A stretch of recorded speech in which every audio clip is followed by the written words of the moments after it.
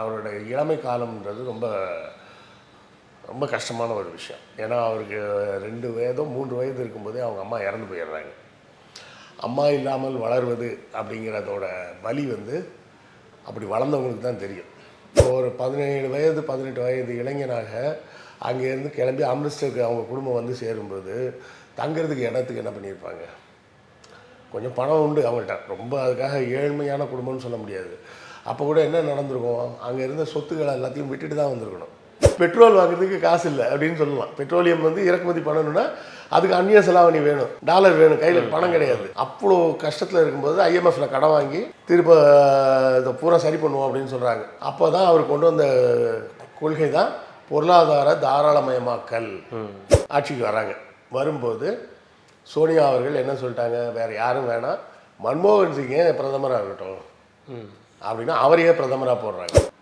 நேரு, இந்திரா காந்தி, நரேந்திர தாஸ் தாமோதர் மோடி வரிசையில் 10 ஆண்டுகள் முழுமையாக தொடர்ச்சியாக, முழுமையாக மட்டும் இல்லை தொடர்ச்சியாக பிரதமராக இருந்தவர்களின் வரிசையில் இவரும் வர்றாரு. இந்த 4 பேர் தான். அண்ணா ஹசாரேலாம் பெரிய போராட்டம்லாம் நடத்தி காங்கிரஸே கவுத்தாரு. அது காங்கிரஸை கவுத்ததுலாம் கிடையாது, பிஜேபியை கொண்டாடுறதுக்கு அவனுக்கு ஆடின நாடகம் அது. அந்த அவ்வளோ பெரிய போராட்டம் நடந்தது. மன்மோகன் சிங் நினச்சிருந்தா போலீஸ் விட்டு அடிச்சிருக்கலாமே. இப்போ மோடி கவர்மெண்ட் விவசாய போராட்டத்தை எப்படி ஹேண்டில் பண்ணுது? அவங்கள டெல்லிக்குள்ளேயே வரவிடாமல் பண்ணுறாங்க. தன்னுடைய அந்த 10 ஆண்டு கால ஆட்சியில் அவரது முழு ஆளுமையை அவர் கொடுத்து இந்தியாவோட பொருளாதாரத்தை நல்ல மேலே தூக்கி வச்சுருந்தார். அப்படி தூக்கி வச்சது இவங்களுக்கு வசதியாக போச்சு, எல்லாத்தையும் விற்றுட்டாங்க. அப்போ சம்பாதிச்சு வைப்பான், புள்ள விற்று திங்கும் அப்படிம்பாங்கல்ல, அந்த கதையாக இவங்க விற்று தின்னுட்டு இருக்கிறாங்க. ரெட்ரோலுக்ஸ் நெஞ்சங்களுக்கு வணக்கம். நான் உங்கள் கார்த்திக். இன்றைய நேர்காணலில் நம்முடைய இணைந்திருப்பவர் எழுத்தாளர் மற்றும் வரலாற்று பகுப்பாய்வாளர் திரு கிருஷ்ணவேல் டிஎஸ் அவர்கள். வணக்கம் சார். வணக்கம். வணக்கம் கார்த்திக். நேற்றைய இரவு முன்னாள் பிரதமர் டாக்டர் மன்மோகன் சிங் அவர்களின் மறைவு அப்படின்றது நடந்தது. பெரிய துக்கங்களை பெரிய துக்கத்தை எல்லாருக்கும் தந்திருக்கு அப்படின்னு சொல்லலாம். குறிப்பாக இந்த ஒரு 90களுக்கு அப்புறம் ஒரு பிறந்த எல்லாருக்குமே அவர் தான் முதல் பிரதமராக அவங்கவுங்களுடைய ஞாபகத்திற்குரிய ஒரு பிரதமராக அவர் தான் இருப்பார். அதற்கு முன்னாடி பிரதமர்கள் இருந்தாலுமே கூட அவர் ஒரு ஞாபகத்திற்குரிய ஒரு பிரதமராக அந்த காலகட்டத்தில் இருந்தார் அப்படின்னு சொல்லலாம். அவர் பிரதமர் மட்டும் இல்லை, அமைச்சராகவும் நிதியமைச்சராகவும் இருந்திருக்கிறார், ராஜ்யசபா எம்பியாகவும் இருந்திருக்கிறார், எதிர்க்கட்சி தலைவராகவும் இருந்திருக்கிறார். அவர் மீது பல்வேறு விமர்சனங்கள் எதிர்க்கட்சிகள் வைத்தாலும் அமைதியாக இருந்து பல காரியங்களை சாதித்தவர் அப்படின்றது அவருக்கு உண்டான ஒரு சிறப்பு அப்படின்னு சொல்லலாம். சீக்கிய மதத்தை சேர்ந்த ஒரு ஒரே பிரதமர் அவர் தான் நினைக்கிறேன் அப்படின்னு பல்வேறு சிறப்புகள் இருக்குது. அவருடைய அந்த வாழ்க்கை வரலாறு அப்படின்றது நீண்ட நெடிய அனுபவம் கொண்டது. குறிப்பாக நிதியமைச்சரில் அவருடைய பல்வேறு சாதனைகள் அவர் செஞ்சுருக்காரு. அந்நிய முதலீடுகளை ஈர்த்ததாக இருக்கட்டும் அப்படின்னு பல்வேறு சாதனைகள் இருக்குது. உங்களுடைய பார்வையில் சார்? டாக்டர் மன்மோகன் சிங் 1931 வருடம் இன்றைய பாகிஸ்தான் இல்லை அன்றைய ஒருங்கிணைந்த பிரிட்டிஷ் இந்தியா அப்படின்னு சொல்லக்கூடிய அன்றைய இந்தியாவில் பாகிஸ்தானில் இருக்கக்கூடிய ஒரு கிராமத்தில் பிறந்தவர். பாகிஸ்தான். ஆமாம். அந்த கிராமத்துக்கு பேர்லாம் கிடையாதா அப்படின்னு கேட்டிங்கன்னா, அந்த கிராமத்துக்கு பேரே கிராமம்தான். கிராமம். அதாவது ஹிந்தியில் காவ் அப்படிங்கிறது தான் அதோட பேர். காவ்னா கிராமம் அர்த்தம்.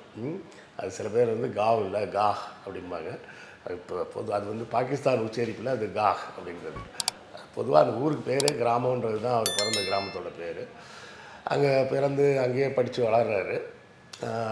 கிட்டத்தட்ட ஒரு 18 வயசு, அதாவது இப்போ நாம் +2 இல்லைன்னா அந்த காலத்தில் பியூசி அப்படின்னு சொல்லக்கூடிய அந்த இன்டர்மீடியட் அந்த மாதிரி படிப்புகள் உள்ள காலகட்டத்தில் அவங்க குடும்பம் பாகிஸ்தான்லேருந்து இந்தியாவுக்கு புலம்பெயர்ந்து வந்துடுறாங்க.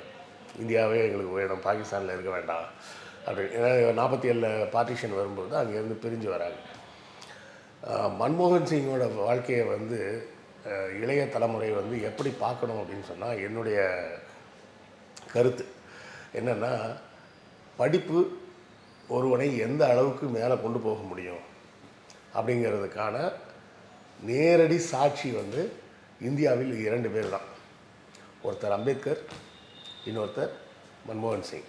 கல்வி அப்படிங்கிறது, கல்வி ஒருவருக்கு எவ்வளோ பெரிய இடத்த கொடுக்கும் அப்படின்ற விஷயத்தை அவ்வளோ பெரிய இடத்த வேண்டான்னு சொல்லிட்டு வெளியே வந்து வேலை செஞ்சவர் அம்பேத்கர்.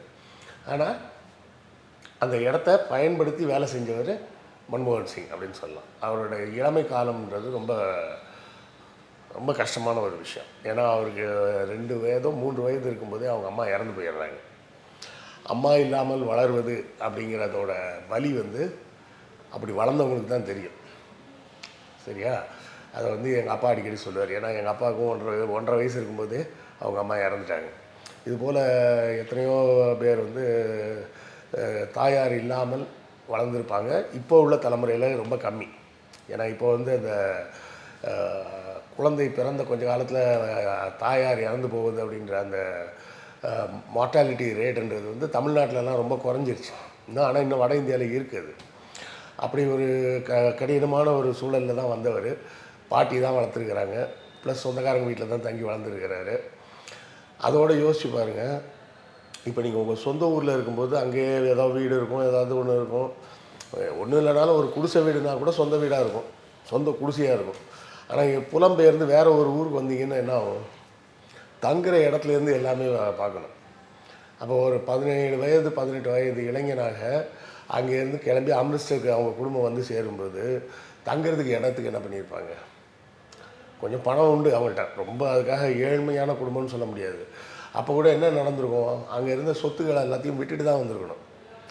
பணமாக என்ன கையில் இருந்ததோ அதை வேணால் எடுத்துகிட்டு வந்திருக்க முடியும். பார்ட்டிஷன் ஆக போகுதுன்னு தெரிஞ்சாலே இடத்த விற்கிறேன்னு சொன்னாலும் யாரும் வாங்கியிருக்க மாட்டாங்க.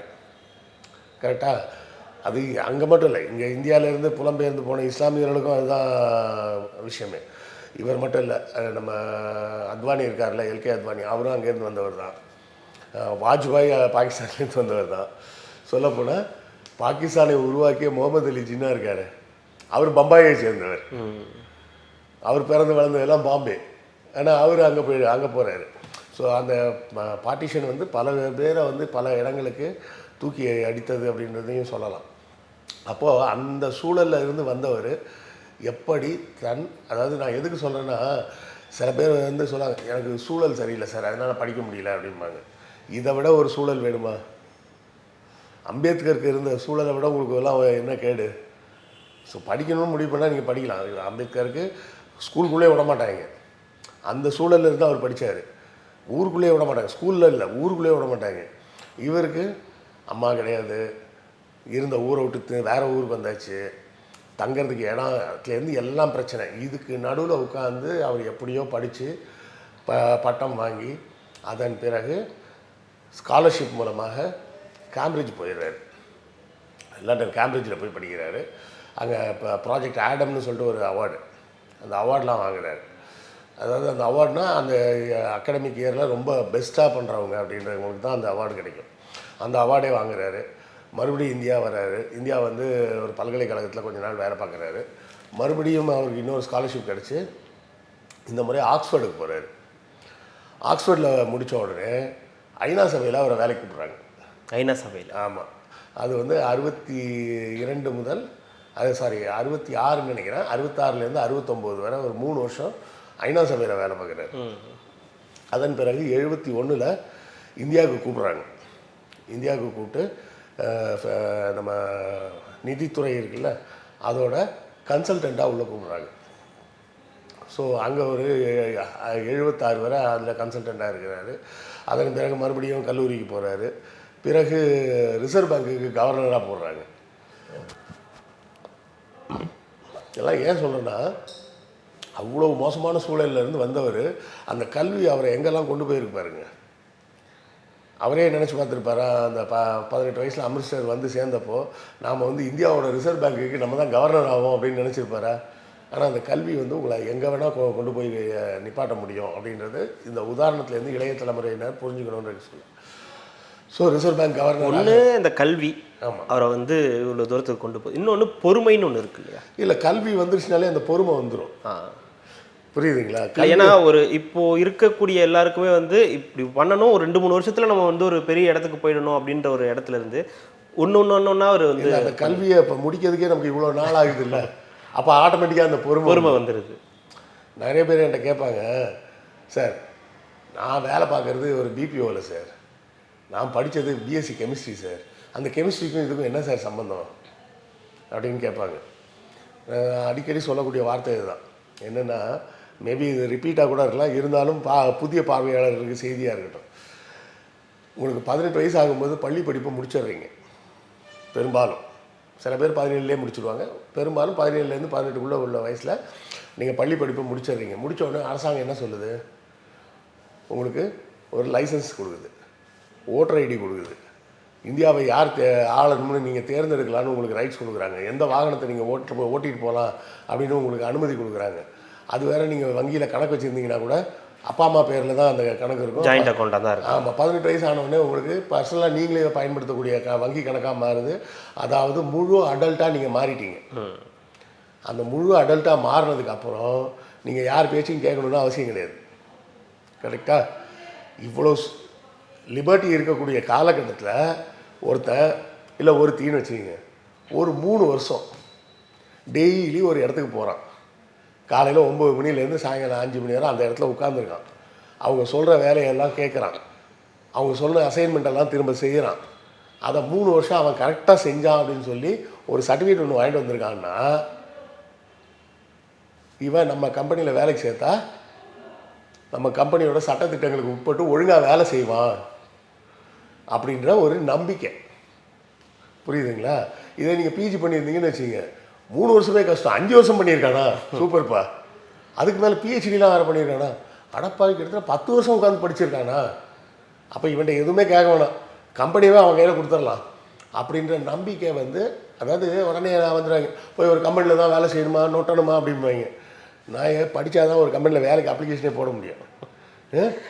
படித்தா தானே அவன் முதல்ல எடுப்பான் வேலைக்கு. இல்லை, முதல்ல நீ அப்ளிகேஷன் அப்போ தான் போட முடியும். வேலைக்கு சேர்றதெல்லாம் அப்புறம். அப்ளிகேஷன் போடனாலே முதல்ல படிச்சிருக்கணும். அதுவே இல்லாமல் லூஸ் மாதிரி உளறிக்கிட்டு இருப்பாங்க. பார்த்தீங்களா அவர் பாருங்க படிக்காமலே அவர் இப்படி வந்துட்டார், படிக்காமலே இவர் வந்துட்டார். நீ 10 பேரை தானே காட்டுவேன், அது பர்சன்டேஜே ரொம்ப கம்மி. படித்து எவ்வளோ பேர் வந்திருக்கிறான்னு நம்ம லட்சக்கணக்கான பேரை காட்டலாம். ஒரு 10 பேரை காட்டலாம் படிக்காதவங்கள, படிக்காமல் இருந்தவங்கள ஒரு 10 பேரை காட்டலாம். உடனே சொல்லுவாங்க, ஃபேஸ்புக்கு மார்க் ஜுக்கர்பர்க் பாருங்கள், அவர் டிகிரியே முடிக்கலான்னு.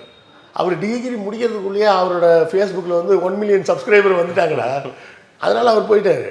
ஆனால் கூகுள் முடித்தவங்க, கூகுளை கண்டுபிடிச்சவங்க எல்லாம் படித்து முடிச்சுட்டு தானே வந்தாங்க. ஸோ அதாவது எக்ஸம்ஷன்ஸ் அப்படிம்பாங்க, விதிவிலக்குகளை உதாரணமாக பார்க்கக்கூடாது. நம்ம வந்து இப்போ நீங்கள் கம்பெனி ஆரம்பித்து பெரிய ஆளாக வாங்க, வாழ்த்துக்கள், அதிலெல்லாம் எந்த இதுவும் கிடையாது. ஆனால் அந்த விதிவிலக்குகளை வந்து உதாரணமாக நினச்சிக்கிட்டு வாழ்க்கையை சீரழிச்சிடக்கூடாது. நீங்கள் நிறைய பேர் வந்து ஒரு 25 ஒரு 30 வயசுக்கு மேலே திடீர்னு வேலைக்கு போக மாட்டாங்க, வெட்டியாக சுற்றிட்டு இருப்பாங்க. அவரெல்லாம் பூரா பாருங்கள், 90% மேற்பட்டவர்கள் டிகிரி முடிக்காதவனாக இருப்பான். ஏன்னா அந்த அமைப்புன்ற ஒரு கட்டுப்பாட்டுக்குள்ளே வேலை செஞ்சு பழக்கம் இல்லாதவர்கள், அவங்க தான் தோன்றித்தனமாக தெரிபவர்கள். அவன் தான் பார்த்தீங்கன்னா அதுக்கப்புறம் வேலைக்கு போகாமல் சுற்றிக்கிட்டு இருப்பான், வீட்டில் உட்காந்து அம்மா அப்பா சோத்தில் தின்னுட்டு இருப்பான், இல்லைனா கல்யாணம் பண்ணி வச்சுருந்தாங்கன்னா பொண்டாட்டி சோத்தில் தின்னுட்டு இருப்பாங்க. இப்படியே நாசமாக போவாங்க. ஏன்னா அந்த டிகிரியை இப்போ முடிச்சிருக்க மாட்டான். படிப்புன்றது ரொம்ப முக்கியம். மன்மோகன் சிங்கை வைத்து பேசும்போது இந்த படிப்பை நம்ம திரும்ப திரும்ப சொல்லி ஆகணும். அதன் பிறகு பார்த்திங்கன்னா ராஜீவ்காந்தி காலத்திலே வந்து அவர் ரிசர்வ் பேங்க்கில் தான் இருக்கிறாரு. ராஜீவ் அப்போல்லாம் கட்சிக்குள்ளே வரல, அவர் கட்சிக்குள்ளெல்லாம் வரல. அவர் வந்து ஒரு வேலைக்கு தான் அங்கே வர அசிஸ்டண்ட்டாக தான் ஒரு பெரிய ஃபினான்ஷியல் மேதை அப்படின்ற முறையில் அவருக்கு அங்கங்கே கொடுக்க வேண்டிய பதவிகளை கொடுத்து உட்கார வச்சு தான் வேலைகளை செஞ்சுக்கிறாங்களே தவிர காங்கிரஸ் அரசாங்கம் தான் செய்யுது. ஆனாலும் அவர் கட்சிக்குள்ளெல்லாம் வரல. முதல் முறையாக அவர் கட்சிக்குள்ளே வர்றது எப்போ வர்றாருன்னா 91 தான் வர்றார். 91 ராஜீவ்காந்தி மரணத்துக்கு பிறகு நடக்கக்கூடிய எலெக்ஷன். அதில் காங்கிரஸ் பெரும்பான்மை வரும்னு எதிர்பார்த்தாங்க, ஆனாலும் பெரும்பான்மையாக வரல, தனி பெரும்பான்மையாக வரல, கொஞ்சம் கூட்டணியெலாம் சேர்க்க வேண்டியிருக்கு. அந்த நேரத்தில் இவரை வந்து ஆக்சுவலாக சொல்லுவாங்க என்னென்னா, இந்த சங்கி குரூப் இருக்க இவரை வச்சு ஆக்சிடென்டல் பிரைம் மினிஸ்டர்னு படம் எடுத்தாங்க. ஆனால் உண்மையான ஆக்சிடென்டல் பிரைம் மினிஸ்டர் யாருன்னா நரசிம்மராவ். அவரை சொல்ல மாட்டாங்க. ஏன்? ராமர் கோயில் இடிக்கும்போது அவர் பூஜை பண்ணிட்டு உள்ளே உட்காந்துருந்தார். ராமர் கோயில் இடித்து முடிக்கிறவரை அவர் உள்ளே உட்காந்து பூஜை பண்ணிக்கிட்டு இருந்தார் வீட்டில். அவங்களுக்கு வசதியாக இருந்த பிரதமர்ன்றதுனால அவரை சொல்ல மாட்டாங்க, இவரை தான் போட்டு ஆக்சிடென்டல் பிரைம் மினிஸ்டர்பாங்க. அப்போ நரசிம்மராவ் தான் என்ன பண்ணுறாருன்னா, சரி பெரிய தலைமைன்னு நம்மள்கிட்ட இல்லை. ஏன்னா சோனியா காந்தி வந்து ஒரு மைனாரிட்டி கவர்மெண்ட்டுக்கு வந்து பிரைம் மினிஸ்டராக வந்தால் 2 பிரச்சனை வரும். ஒன்று வெளிநாட்டுக்காரங்கன்றுவாங்க, இன்னொன்று மைனாரிட்டி கவர்மெண்ட்டை கவுத்தாலும் கவுத்துருவாங்க. இவ்வளோ தலைவலி இருக்குன்றது தான் அந்த அம்மா நான் வரலன்னு சொல்லிட்டாங்க. நம்ம ஊரில் கமலா ஹாரிஸ் அங்கே வைஸ் பிரசிடென்ட் அப்படின்னு சொன்னால் குஷி ஆகிடுவாங்க, பிரசிடென்ட்னா குஷி ஆகிடுவாங்க. ரிஷி சுனக் பாருப்பா எங்காவது வந்து இதாகிட்டாரு அப்படிம்பாங்க, இந்திய வம்சாவளி அப்படிம்பாங்க. அவனுக்கு இந்தியாவே மறந்து போய் பல வருஷம் இருக்கும். ஆனால் இங்கே வந்து வேற ஒரு நாட்டுக்காரங்க வந்து அரசியல் தலைமைக்கு வரதே இவங்களால ஏற்றுக்க முடியாது. இது வந்து அந்த மாதிரி ஒரு குறுகிய மனப்பான்மையோடு சேர்க்கக்கூடிய சிந்தனைன்னு வச்சுப்போம். இப்போது மன்மோகன் சிங் வரும்போது நமக்கு ஃபினான்ஸ் சைடில் ஸ்ட்ராங்காக ஒரு ஆள் வேணும் அப்படின்னு முடிவு பண்ணி தான் மன்மோகன் சிங்கை உள்ள கொண்டாடுறாரு. எல்லாரும் சொல்லுவாங்க தாராளமயமாக்கல் கொள்கை மன்மோகன் சிங் இது நரசிம்மராவ் காலத்தில் தான் வந்ததும்பாங்க. நரசிம்மராவை வந்து இவரை கூப்பிட்டு ஒரு ஃபினான்ஸ் பட்ஜெட் போட சொல்கிறார். இவர் ஒரு பட்ஜெட்டை போட்டு கொண்டு போய் காட்டுறாரு. பார்த்துட்டு அவர் என்ன சொல்கிறாரு, இதெல்லாம் ஒரு பட்ஜெட்டா, நம்ம இந்தியாவுக்குன்னு ஒரு பாரம்பரியம் இருக்குது, லூஸ் மாதிரி பட்ஜெட் போட்டு கொண்டு வந்திருக்கேன் அப்படின்ட்டு. அப்போ அவர் சொல்கிறாரு, இல்லை இதுதாங்க சரியாக வரும் அப்படின்றாரு. ஏன்னா அப்போ தான் வந்து சோவியத் யூனியன் கலைந்த காலம். சோவியத் யூனியன் ஒன்றாக இருக்கும்போது சோவியத் யூனியனால் இந்தியாவுக்கு பலவிதமாக உதவி செய்ய முடிஞ்சது. சோவியத்தே வந்து கலைஞ்சி போய் வெறும் ரஷ்யான்னு தனி நாடாக மாறினோடனே ரஷ்யாவே வந்து குழப்படியில் இருக்குது. இதில் அவன் எங்கே வந்து இங்கே வந்து உதவி செய்கிறது. அப்போ அப்போ வந்து நமக்கு வந்து பார்த்திங்கன்னா அந்நிய செலாவணி பெரிய தட்டுப்பாடு, ஏற்றுமதிகள்லாம் ரொம்ப கம்மியாக இருக்குது, அந்நிய முதலீடே இல்லை, அந்நிய செலவாணியே இல்லை, பெட்ரோல் வாங்குறதுக்கு காசு இல்லை. மக்களுக்கு எளிதாக புரிகிறதா இருந்தால் பெட்ரோல் வாங்குறதுக்கு காசு இல்லை அப்படின்னு சொல்லலாம். பெட்ரோலியம் வந்து இறக்குமதி பண்ணணும்னா அதுக்கு அந்நிய செலாவணி வேணும், டாலர் வேணும், கையில் பணம் கிடையாது. அவ்வளோ கஷ்டத்தில் இருக்கும்போது ஐஎம்எஃப்ல கடன் வாங்கி திரும்ப இதை பூரா சரி பண்ணுவோம் அப்படின்னு சொல்கிறாங்க. அப்போ தான் அவர் கொண்டு வந்த கொள்கை தான் பொருளாதார தாராளமயமாக்கல். ராஜீவ்காந்தி காலத்தில் கொண்டு வரப்பட்டது தான் சாம் பிட்ரோட கன்சர்ன். சாம் பிட்ரோன்னு அப்போ இந்த இப்போ இருக்கார், ஆனால் அவர் அந்த பதவியில் இல்லை. அப்போ அவர் தான் வந்து இந்த இன்ஃபர்மேஷன் டெக்னாலஜிக்கு அவர் தான் வந்து இந்தியாவோட சிற்பின்னு சொல்லலாம். ராஜீவ்காந்தி வந்து சொன்னது என்னென்னா, என்னையா இன்னும் எல்லோரும் நோட் வச்சு எழுதிட்டு இருக்கீங்க, உலகம் பூரா கம்ப்யூட்டர் வச்சுட்டு இருக்காங்க, அது ஒரு 20 வருஷமாக போச்சு, நம்ம இன்னும் நோட் புக்கில் வச்சு எழுதிட்டு இருக்கீங்க, கணக்கு எல்லாத்தையும் மாற்றுங்கய்யா அப்படின்னு ராஜீவ்காந்தி சொல்லும்போது தான் அந்த ஐடி ரெவல்யூஷன் ஒன்று கொண்டு வரணும் அப்படிங்கிறத இந்தியா முழுமைக்கும் வந்தது. ஆனால் அதை சரியாக நடைமுறைப்படுத்தினது தமிழ்நாடு மட்டும்தான். தமிழ்நாடும் பெங்களூரும் தான். அப்புறம் முடிச்சுக்கிட்டே ஹைதராபாத் எந்திரிச்சு வந்தாங்க.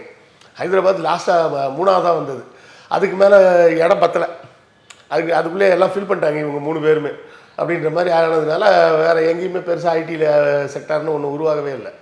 எப்படி வந்து இண்டஸ்ட்ரியல் செக்டார் அப்படின்றது பீகார்லலாம் இருந்தது, இதில் மகாராஷ்டிராவில் இருந்தது, குஜராத்லலாம் இருந்த மாதிரி அதுக்கு மேலே டெவலப் ஆக முடியலையோ அது மாதிரி இந்த 3 மாநிலங்களோட ஐடி நின்று போச்சு. அப்போது இங்கே இவர் மன்மோகன் சிங் வரும்போது தான் என்ன சொல்கிறாரு, முதல் முறையாக காங்கிரஸோட கொள்கைக்கு எதிரான ஒரு கோட்பாடை உள்ள வைக்கிறார். காங்கிரஸ் காலத்தில் தான் வங்கிகளை தேசியமயமாக்கினாங்க, இவர் மறுபடியும் தனியார் வங்கிகள் உள்ளே வரலான்றார், வெளிநாட்டு முதலீடுகள் உள்ளே வரலான்றார். நேரு காலத்தில் தான் என்ன சொல்கிறாங்க, நீ வெளிநாட்டுக்காரன் பூரா அப்படி அப்படியே கம்பெனி போட்டு போயிடு, இல்லை அவன்கிட்டயா கொடுத்துட்டு போயிடு அப்படின்னு சொல்லி வெளியே அனுப்பிச்சி விட்டாங்க. அது நான் ஏற்கனவே கூட உங்கள்கிட்ட சொல்லியிருக்கேன்னு நினைக்கிறேன். வெள்ளைக்காரெல்லாம் இங்கே இருந்திருந்தாங்கன்னா நம்ம ஆளுங்கெல்லாம் கோட் சூட் போட்டு அழகாக போயிருப்பாங்க, எல்லாம் புத்திசாலியாக இருப்பாங்க, இந்த மாதிரி ஏற்றத்தாழ்வே இல்லாமல் போயிருக்கும். அதனால் வெள்ளைக்காரனுக்கு அடுத்த லெவலில் பார்ப்பனர்கள் இருக்காங்கன்னு பார்ப்பனரை போலவே தன்னை அடையாளப்படுத்திக்கணும்னு ஆசைப்பட்றாங்க அப்படின்றது நம்ம ஏற்கனவே ஒரு தடவை பேசணும்ல. அது போலவே நேரு வந்து வெள்ளைக்காரனை பூரா வெளியே போக சொன்னார், இவர் வெளிநாட்டுக்காரங்கள்லாம் உள்ளே வரலான்னு மறுபடியும் புதிய சட்டத்தை உருவாக்குறார். அதன் மூலமாகத்தான் இந்தியா வந்து வேகமாக டெவலப் ஆகுது. அடுத்த 2 வருஷத்துலேயே ஐஎம்எஃப்ல வாங்கின கடனை திரும்பி கட்டிட்டாங்க. அது ஒரு பெரிய ஆச்சரியம். 91 வாங்கின கடனை 93 திரும்பி கட்டிட்டாங்க. அந்த காலகட்டம் வந்து தமிழ்நாட்டின் ஒரு இருண்ட காலகட்டம். இங்கே வளர்ப்பு மகன் திருமணம், பல ட்ரெஸ்ஸஸ் போடுறது, பாலு ஜுவல்லர்ஸ்லேருந்து மொத்தமாக நகையை வாங்கினது, இந்த மாதிரி வேலைகள்லாம் நடந்துக்கிட்டு இருந்தால் அதே காலகட்டம் இங்கே. ஆனால் அந்த காலகட்டம் தான் வந்து இந்தியா வந்து கொஞ்சம் முன்னோக்கி நகர்வதற்கு ஒரு பாதையை அமைத்து கொடுத்தது. பின்னாடி 96 கலைஞர் வந்து அந்த பாதையை இன்னும் சரி பண்ணி முதல்ல ஒரு ஐடி பாலிசின்னு ஒன்று உருவாக்கி, ஐடி காரிடர்னு ஒன்று உருவாக்கி, இன்றைக்கி ஃபுல்லாக போய் உட்காந்துட்டு கலைஞரை திட்டி கமெண்ட் போடுறானே அவ்வளோ பேர் அந்த ஆஃபீஸில் தான் உட்காந்து வேலை பார்த்துட்ருக்காங்க. ஸோ இப்படி ஒரு காலகட்டம் போகுது. அதன் பிறகு காங்கிரஸுக்கு ஒரு மோசமான சூழலாக மாறுது. 2004 மறுபடியும் ஆட்சிக்கு வராங்க. வரும்போது சோனியா அவர்கள் என்ன சொல்லிட்டாங்க, வேறு யாரும் வேணாம், மன்மோகன் சிங்கே பிரதமராக இருக்கட்டும் அப்படின்னா அவரையே பிரதமராக போடுறாங்க. அவரை தேடியே வருது. அப்போ வந்து நடுவில் வந்து அடுத்த தோற்று போகிறப்போ அவரை வந்து ராஜ்யசபா காங்கிரஸோட ராஜ்யசபா தலைவராக போடுறாங்க. அப்பவும் பதவியில் தான் இருக்கிறார். அப்போவே கட்சிக்குள்ளே வந்துட்டார். அதன் பிறகு தான் மறுபடி 2004 காங்கிரஸ் ஜெயித்த உடனே அவரை பிரதமராக்குறாங்க.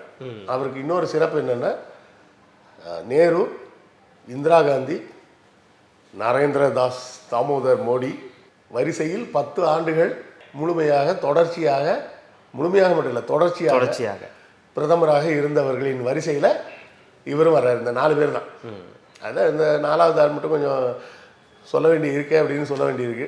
வரலாற்று தகவல்களை நம்ம வரலாற்று வழி கிடையாது, அதுவும் ஒரு இதுன்றதுனால நீங்கள் சொல்லி இருக்க முடியாது.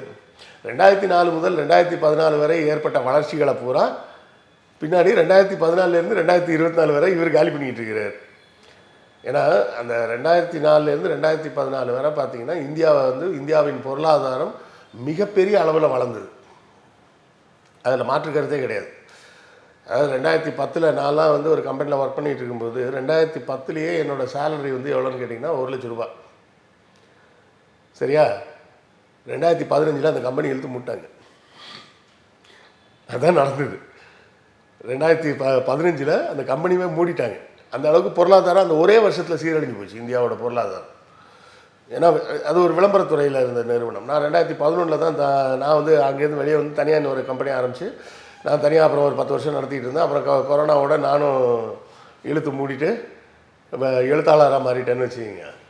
ஸோ இப்போ 2004 2014 இந்தியாவின் பொற்காலத்தில் ஒன்றுன்னு சொல்லலாம். பல்வேறு வெளிநாட்டு நிறுவனங்கள், அதாவது 91 நான் இந்தியாவுக்குன்ற சென்னைக்கு வேலைக்கு வந்தப்போ சென்னையில் வேலைன்னு எடுத்திங்கன்னா 2 வேலை தான் இருக்கும். 3 வேலை இருக்கும். என்னென்னா டைப்ரைட்டிங் தெரிஞ்சால் உங்களை டைப்பிஸ்ட் வேலைக்கு எடுத்துப்பாங்க. பிகாம் படிச்சிருந்தீங்கன்னா அக்கௌண்ட்ஸ் வேலைக்கு எடுத்துப்பாங்க. வேறு ஏதாவது படிச்சிருந்தீங்கன்னா சேல்ஸ் ரெப்ரஸன்டேட்டிவ் வேலைக்கு எடுப்பாங்க. இந்த 3 தாண்டி வேறு எந்த வேலைக்கும் எடுக்க மாட்டாங்க. வேறு எந்த வேலையும் கிடையாது. எடுக்க மாட்டாங்கன்னு இல்லை, வேறு எந்த வேலையும் கிடையாதுன்றது தான் விஷயமே. மெடிக்கல் ரெப் வேண்டும் அப்படின்னு சொல்லி பேப்பரில் ஆட் வரும். ப்ரீஸ் ஹோட்டல், அந்த ஹோட்டலுக்கு வந்துருங்க காலை 9 மணி முதல் 5 மணி வரை அப்படின்ற மாதிரி போட்டிருப்பாங்க. போனீங்கன்னா எவ்வளோ பேர் இருப்பாங்க? 70 பேர் 80 பேர் உட்காந்துருப்பான். ஓப்பனிங் எவ்வளோ இருக்கும்? 2 பொசிஷன் தான் இருக்கும். அவன் போட்டிருக்கதே போட்டிருப்பான். 2 பொசிஷனுக்கு ஆள் வேணும். ஒரு பொசிஷன் திருச்சியில், ஒரு பொசிஷன் சென்னையிலன்னு போட்டிருப்பான். அங்கே போனீங்கன்னா 60 பேர் 70 பேர் உட்காந்துருப்பான். அந்த 60 பேர் 70 பேருக்கு நடுவில் நம்ம இப்போ இன்டர்வியூவில் செலக்ட் ஆகி வேலை கிடைக்கணும். இது 90களில் இருந்த காலகட்டம். 96க்கு அப்புறம் கொஞ்சம் காலகட்டம் மாறுது. எப்படின்னா பிபிஓலாம் அப்போ தான் வர ஆரம்பிக்குது. முதல்ல வந்தது மெடிக்கல் பில்லிங்னு ஒன்று உள்ளே வருது. அதுதான் அந்த பொருளாதார தாராளமயமாக்கலால் நிகழ்ந்த முதல் மாற்றம்.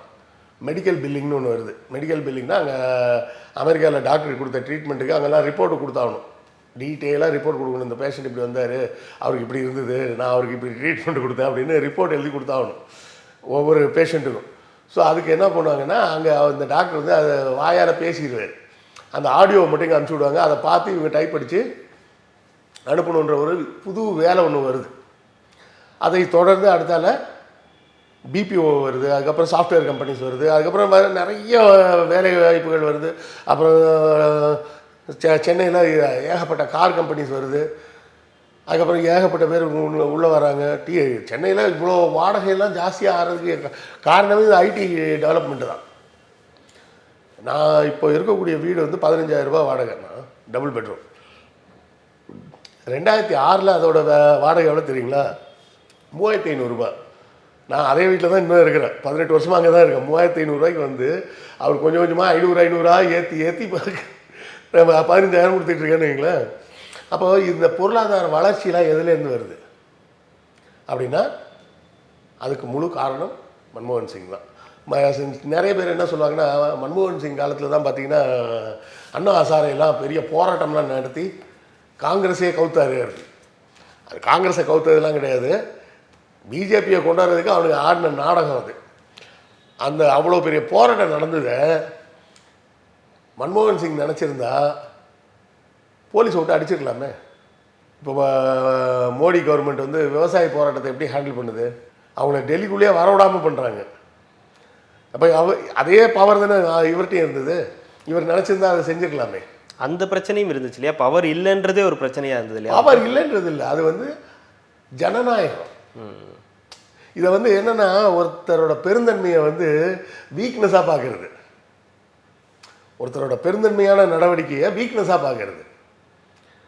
புரியுதுன்னா இதுவாக சொல்லணும்னா பொம்மை பிரதமர் அப்படின்ற ஒரு அது இவங்களே சொல்லிக்கிறது. எதிர்கட்சிகள் சொன்ன வார்த்தைகள் அது. சோனியா காந்தியும் மன்மோகன் சிங்கும் தான் ஒரு சரியான உதாரணம். இரட்டை தலைமை இருக்க முடியும் ஒரு கட்சியில் அப்படின்னு. கட்சியோட தலைவர் சோனியா காந்தி அந்த விவகாரங்களில் மன்மோகன் சிங் தலையிட மாட்டார்.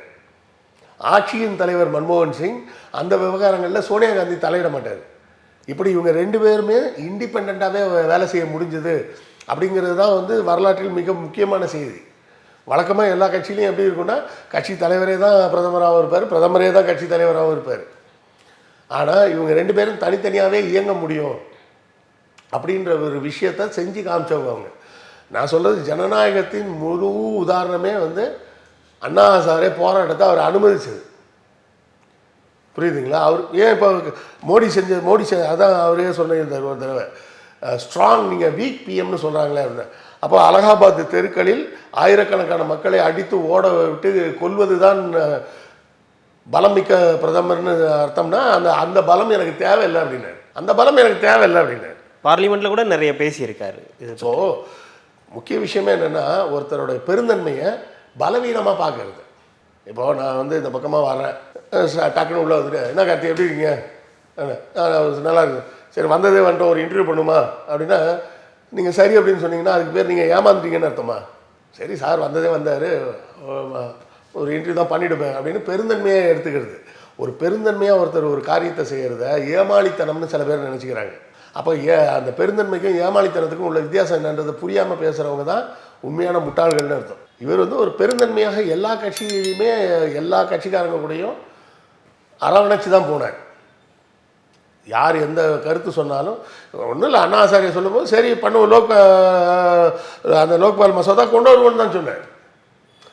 போலீஸ் விட்டு அடிக்கலாம் இல்லையா? இவங்க என்னவோ நாங்கள் பற்றியா எவ்வளோ பெரிய போராட்டம் பண்ணிட்டோம் அப்படின்னு இருந்தாங்க. நீங்கள் அவ்வளோ பெரிய போராட்டத்தை பண்ணுறதுக்கு அனுமதி கொடுத்ததே அவர் தானே. ஸோ தன்னுடைய அந்த 10 ஆண்டு கால ஆட்சியில் அவரது முழு ஆளுமையை அவர் கொடுத்து இந்தியாவோட பொருளாதாரத்தை நல்ல மேலே தூக்கி வச்சுருந்தார். அப்படி தூக்கி வச்சது இவங்களுக்கு வசதியாக போச்சு, வந்து எல்லாத்தையும் விற்றுட்டாங்க. அப்போ சம்பாதிச்சு வைப்பான் புள்ள விற்று திங்கும் அப்படிம்பாங்கள்ல, அந்த கதையாக இவங்க விற்று தின்னுட்டு இருக்கிறாங்க.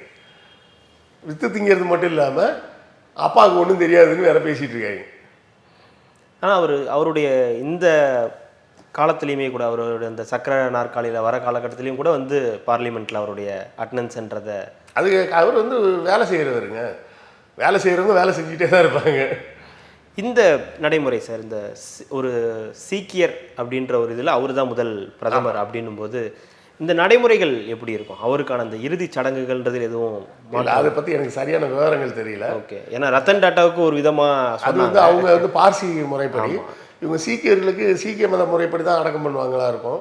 இல்லை ஒரு முன்னாள் பிரதமர் அப்படிங்கிற காரணத்தினால அரசு மரியாதையோடு நடக்கும். வேறு விதமாக கூட அதாவது அஃபிஷியலாக என்ன பண்ணுவாங்களோ அந்த மாதிரி பண்ணாலும் பண்ணலாம். ஏன்னா இதுக்கு முன்னாடி ஜனாதிபதியாக ஒருத்தர் இருந்தார், கியானி ஜெயல்சிங்னு.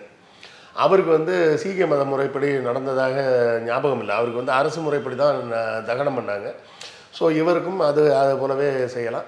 எந்த முறையில் அடக்கம் பண்ணுறாங்கன்றது முக்கியம் இல்லை, அவர் என்ன செஞ்சுருக்கிறாருன்றதை நம்ம தெரிஞ்சுக்கணுன்றது தான் முக்கியமான விஷயம். கண்டிப்பாக சார், மகிழ்ச்சி. இவ்வளோ நேரம் உங்களுடைய நேரத்தை ஒதுக்கி எங்களுக்காக பல்வேறு தகவல்களை பகிர்ந்தமைக்கு ரிட்டலுக்கின் சார்பாக மிக்க நன்றி. நன்றி.